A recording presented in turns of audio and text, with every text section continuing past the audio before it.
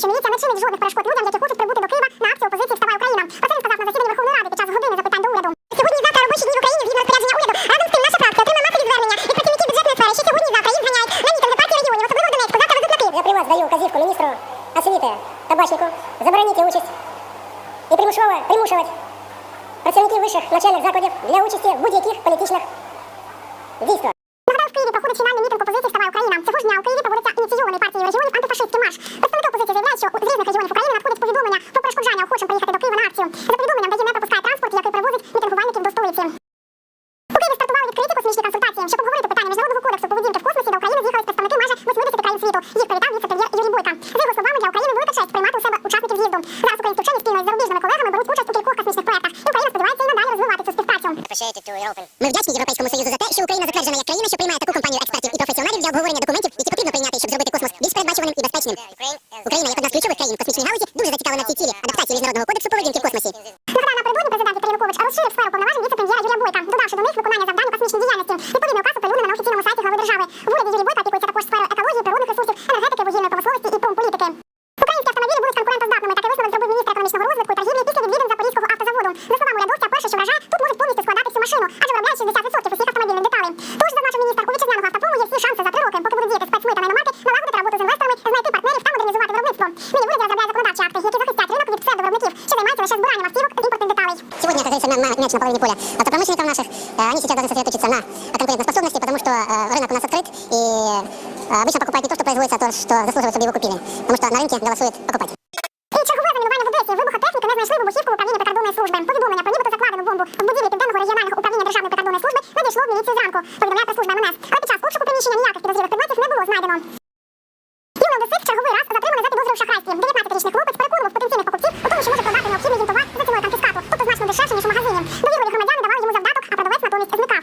Наприклад, перебуваючи на вулиці Академіка Корольова, молодий чоловік пообіцяв продати своєму однолітку дорогий мобільний телефон за помірною ціною і взяв завдаток у сумі 1600 гривень. Ні грошей, ні телефону потерпілий не дочекався і звернувся до міліції. Установлено, что он действовал следующим образом. Он знакомился с гражданами на улицах возле больших магазинов, особенно специализирующихся на продаже оргтехники и бытовых приборов, и предлагал им купить недорого такие предметы, которые нужны гражданам. Відносно затриманого розпочато кримінальне провадження. За шахрайство передбачено покарання у вигляді обмеження волі на строк до 5 років. Співробітники податкової служби будуть об'єднуватись в групи для перевірок підприємців в курортний сезон. Про це повідомили в прес-службі Державної податкової служби. В центрі уваги інспекторів будуть ринки, об'єкти торгівлі та громадського харчування, які постійно виникають на пляжах. Тому податківці нагадують, при здійсненні своєї діяльності підприємці повинні мати необхідний перелік документів, ліцензію та дозволи на торгівлю. 150 років тому була закладена Одеська залізниця. Перша лінія пролягала від Одеси до Балти. До ювілею в будівлі Одеського залізничного вокзалу відбулося урочисте святкування з відзнакою працівників залізниці. А одесити засняли на відео раритетний поїзд, який напередодні курсував під містом, а сьогодні прибув до станції Одеса Головна.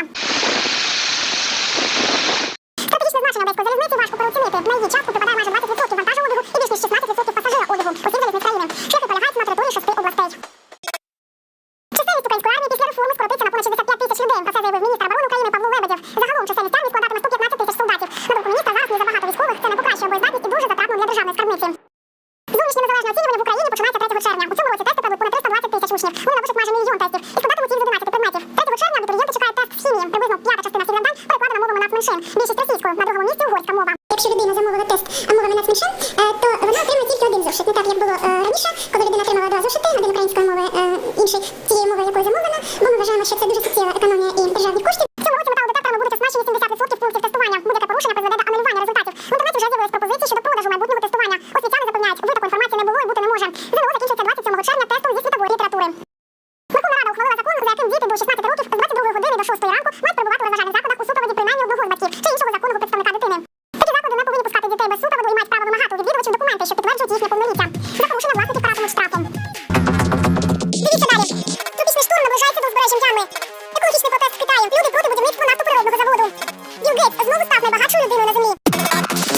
Південь Китаю потерпає від води. Сильні зливи з градом підтопили селища та деякі міста регіону. Вода забрала життя понад 30 людей. Десятки вважаються зниклими безвісти. У провінції Гуандун вийшли з берегів одразу кілька річок. Сьогодні вже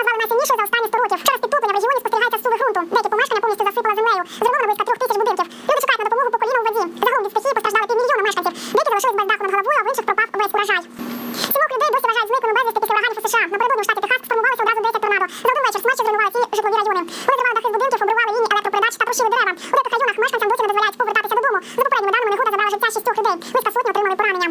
Нас попередили про стихію та масштаби руйнувань просто величезні. Я в своєму житті бачив багато природних лих, однак ця витівка природи найгірша з того, що я пережив. Тропічний шторм наближається до узбережжя Ямми. Нині він вирує у Бенгальській затоці. Влада евакуює десятки тисяч мешканців, що живуть у наметових таборах. Ці люди залишили свої оселі через етнічні сутички у штаті Ракхайн на заході країни. Жертвами безладу минулого року там стали майже 200 осіб. Ну лагали. Вночі йшов дощ, підув сильний вітер. Наші намети впали на землю. Тому наша родина зараз переїжджає подалі звідси. Раніше циклон вдарив по східних районах Бангладеш. Місцева влада повідомляє про 5 тіл загиблих. Жителі узбережжя терміново евакуюють. За даними ООН, у зоні ризику багато територій із населенням понад 4 мільйони людей. Переможці парламентських виборів у Болгарії вимагають скасувати результати голосування. При виборів вимагає партія ГЕРБ, яку очолює колишній прем'єр-міністр країни Бойко Борисов. Він скаржиться на порушення, допущені під час волевиявлення. Зокрема, вказано те, що за день до виборів в одній з друкарень знайшли фальшиві бюлетені. Найближчими днями ГЕРБ подасть заяву до Конституційного суду з вимогою скасувати результати парламентських виборів. В історії ще не було випадків, щоб з таким проханням звертався переможець. Нагадаю, минулої неділі партія ГЕРБ набрала більшість голосів, але недостатньо, щоб самотужки сформувати уряд. Вона також не може об'єднати зусилля з жодної іншої політсили, оскільки решта партій відмовляється з нею співпрацювати. Лідер ГЕРБ Бойко Борисов очолював болгарський уряд з 2009 року. У лютому він пішов у відставку через масові акції протесту.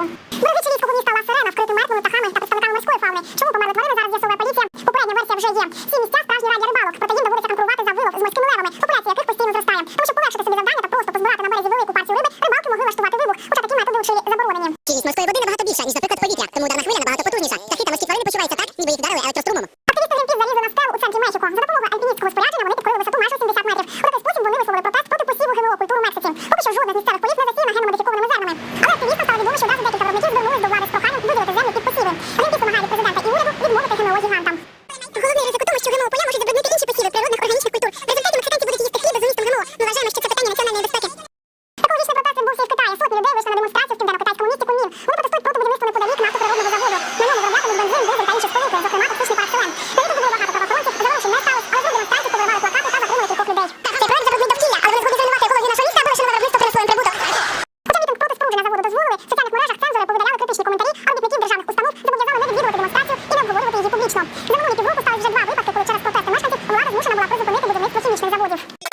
Слідчий комітет Росії висунув офіційні обвинувачення голові Росбанку. Володимира Голубкова вважають винним у комерційному підкупі. Йому загрожує до 7 років позбавлення волі. За версією слідства підозрюваний вимагав $1,5 мільйона в одного з клієнтів банку. За ці гроші Голубков обіцяв пом'якшити умови його багатомільйонного кредиту.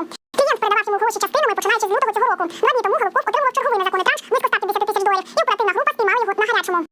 Білл Гейтс знову став найбагатшою людиною на землі. Станом на сьогодні статки засновника Microsoft становлять $72 700 мільйонів. Він на понад $500 мільярда випередив свого найближчого конкурента, мексиканського медіамагната Карлоса Сліма. Його вважали найбагатшою людиною впродовж 3 останніх років. Нагадаю, перший Білл Гейтс очолив рейтинг мільярдерів від 95-го і був його незмінним лідером впродовж 13 років. Японець Акіра Міура розпочав сходження на Еверест, прагнучи стати у свої 80 років найстаршим підкорювачем найвищої гори планети. З базового табору у Непалі на висоті 5000 метрів він вийшов разом із сином та провідником. Пан Міура розраховує досягти вершини 24 травня.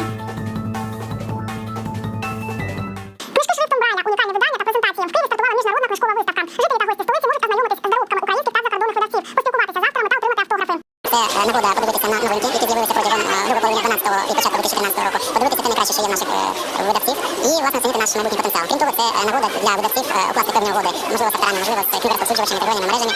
Київську міжнародну книжкову виставку організовують вже в 9-те. Триватиме вона 4 дні. Попереду презентація Кобзаря українською та румунською мовами. І збірка казки Бойківщини. Остання стане претендентом на звання нематеріальної спадщини ЮНЕСКО. В Одесі пройшов міжнародний жіночий бізнес-форум. Жінки зустрілись на світському рауті, де були представлені проекти, зокрема магазини «Проект жінки дітям», який реалізується спільно з клубом успішних жінок та домом моди Лариси Лобанової. А також відбулася церемонія нагородження за результатами конкурсу Євровумен 2014. Як проходив вечір успішних жінок, дізнавалась Анна Жигаліна.